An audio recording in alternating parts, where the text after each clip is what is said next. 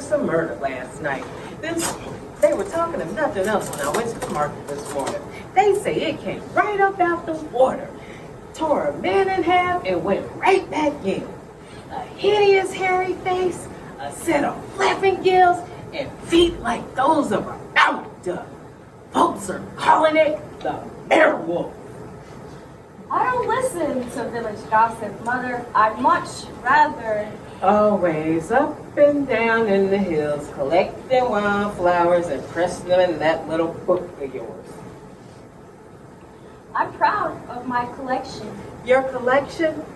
Book after book of dried botanicals, some of them no more than weeds. What's this one, for example? It's mandrake root. Careful, Mother. It can cause a nasty rash if handled improperly. A nasty rash? So can the tickler. And it will if you're out till all hours of the night again. Oh, Mother.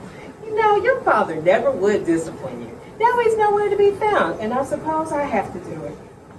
I remember when Father was here. He was never too busy to go walking in the hills with me. He'd help me collect my flowers. Never too busy? He was always busy, child. He just doted on you. No wonder you turned out like you did. Well, when you consider the alternative. See, now that's the kind of impertinence I'm talking about. You just live in a world of dreams, obsessed with fairies at the bottom of a garden, making magic potions from crushed flowers. You never do your schoolwork and your chores around the house, and never done either. Yeah, you think life is just a game, and I gotta run this household all by myself. How can we ever expect to get ahead when all we gotta do is pull up our socks and do some real work? You think I'm still a child, but I know things that could seriously damage you. You know things? Silly child, what could you possibly know? Might I trouble you two ladies for a drink? Inspector Lane. Oh, Inspector Lang, we haven't seen you around these parts since you took that job in Karnstein. Will it be tea for you or something more medicinal? Oh, only tea today. I can't be seen to be drinking on the job, even if it is medicinal. On the job? So you're here on business, Inspector Lang? Police business, hence the uniform. Oh, it's not that Miss Jericho and that benighted fence again. I thought we'd settled that. No. Actually, I'm here because of this Merwolf situation.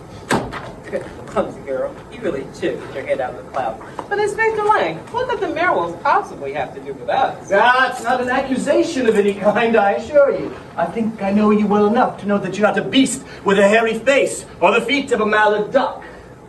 I intended to come here this afternoon because I heard about this going on. But then I was alerted to the fact that there were some conspicuous muddy footprints leading out to the barn out there, Mrs. Brandt.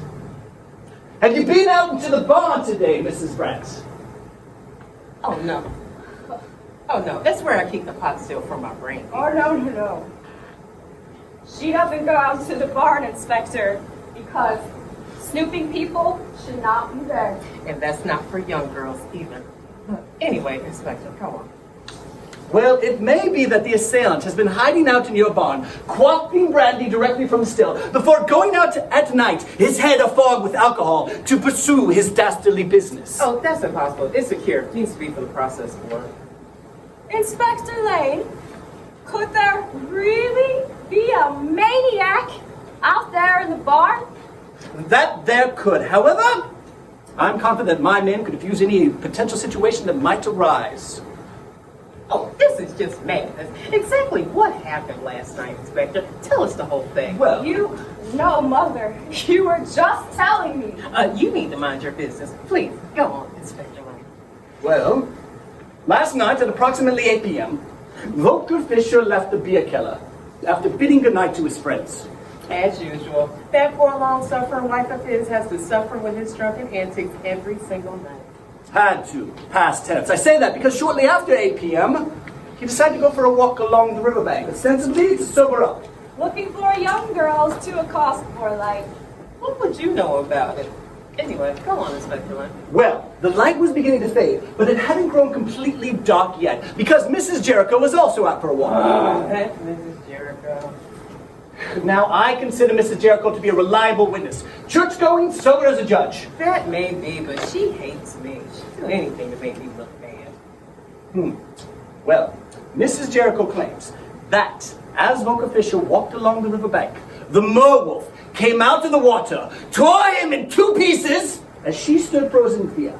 And then it jumped back in the water, emerged on the opposite bank, and made its way in this direction. That Mrs. Jericho, she's just still upset about that fence dispute.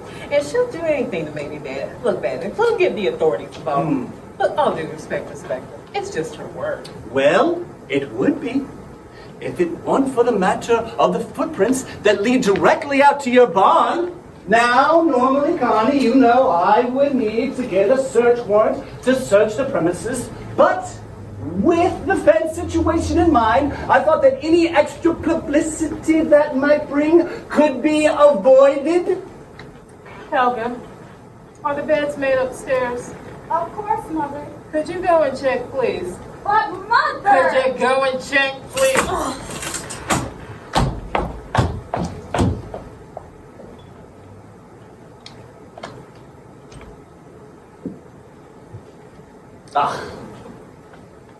Now, Connie, you know that I'm on duty.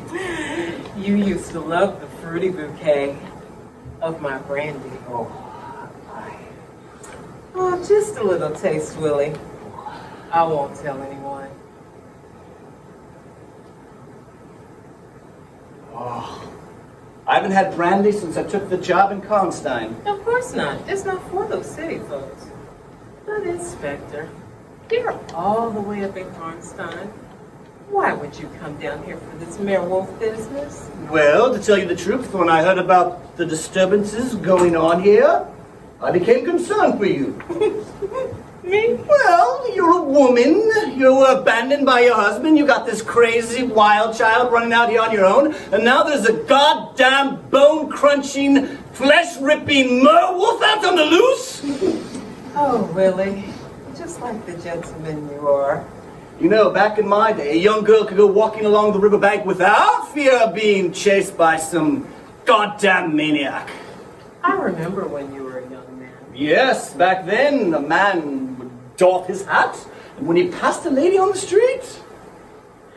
We were young together. The young, they were better too. They had some respect for their elders and betters. Speaking of walking, remember the Mayday Parade? You and I went for a lovely walk, just as the sun was setting. Do you remember?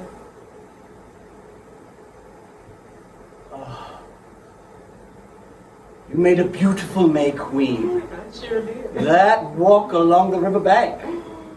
That walk was the first time. That was the first time. That you and I. That was the first time. Since the beds were made this morning, there was very little for me to do. Drinking on the job, Willie? Helga, stop this madness. I'm sorry, Inspector. I tried to raise her right, but I think her father spoiled her. It's merely medicinal, Helga. Before you moved to Constein, you were always trying to get me out of the way, weren't you, Willie? Little errands I needed running here and there. Why was that, Willie? Was there some reason you wanted to be alone with my mother? Do you want the template? There's no need to use force, Connie. There are places, you know, places where young girls can be sent to.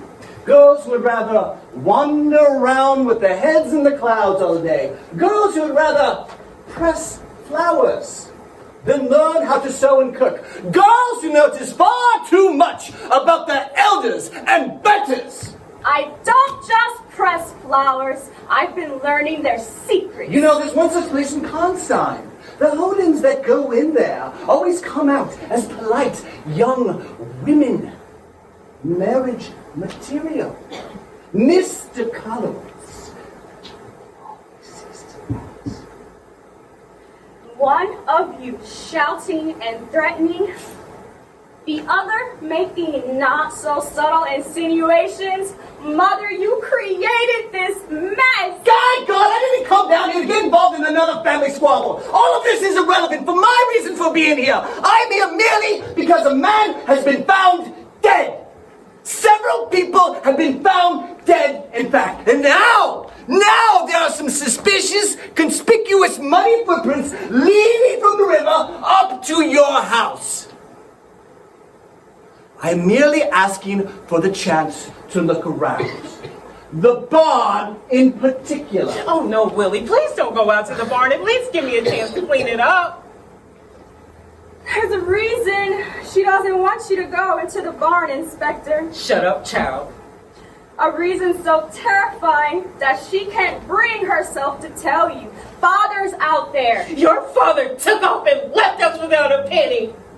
You killed him because you were foolish enough to think that your dear Willie would marry you, but he just wanted peace on the side. Because when the Karnstein job came along, you couldn't see him for dust. I've always known about you two. Father knew too, had he been a man of higher standing, he would have given you a damn good thrashing, but he knew about your fondness for planting bits of evidence here and there. With the two of you against him, he didn't stand a chance. Now his body's out there in the barn. Helga, stop this nonsense! I meant what I said about the reformatory! You bitch!